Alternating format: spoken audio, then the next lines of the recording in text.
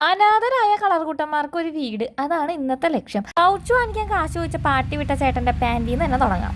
കുളിപ്പിച്ച് കുട്ടീനെ ഇല്ലാണ്ടാക്കാന്ന് പറയില്ലേ, അതാണ് ഇപ്പൊ നടന്നുകൊണ്ടിരിക്കുന്നത്. അരികും മൂലം ലെവൽ ചെയ്ത് ഏതാണ്ട് പൗച്ചിന്റെ അളവിന്റെ പകുതി ആക്കിയിട്ടുണ്ട്. തയ്യലുകാരുടെ പേടി സ്വപ്നമായ സിബ് വെക്കൽ ചടങ്ങാണ് ഇപ്പൊ നടന്നുകൊണ്ടിരിക്കുന്നത്. സംഭവം സെറ്റാവും നോക്കിയിട്ട് ഫൂട്ട് മാറ്റാം എന്ന് വിചാരിച്ചിട്ട് സാധാ ഫൂട്ടിലാണ് തയ്ച്ചത്. എന്റെ കളരി പരമ്പര ദൈവങ്ങളെ, ശരിയായി.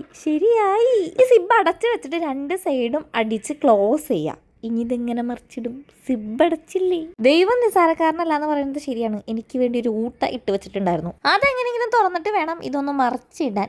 ഇതും ഇതിനപ്പുറവും ചാടിക്കിടന്നവളാണ് ശ്രുതി എന്ന് ഈ പൗച്ച് ഓർത്തില്ല. ഇത് രണ്ടും വെട്ടിപ്പൊളിക്കേണ്ടവരോ ദാസ? ഈ പൗച്ചിന്റെ അടിഭാഗം സ്റ്റിച്ച് ചെയ്യുന്ന കാര്യം നമ്മൾ പറഞ്ഞില്ല. കാരണം ഈ പാന്റിന്റെ ഓൾറെഡി സ്റ്റിച്ചഡ് ആയിട്ടുള്ള ഭാഗമാണ് അടിഭാഗമായിട്ട് നമ്മൾ എടുത്തേക്കുന്നത്. അങ്ങനെ നമ്മൾ ഏതാണ്ടൊക്കെ പൗച്ചിന്റെ രൂപത്തിലൊക്കെ ആക്കി എടുത്തിട്ടുണ്ട്.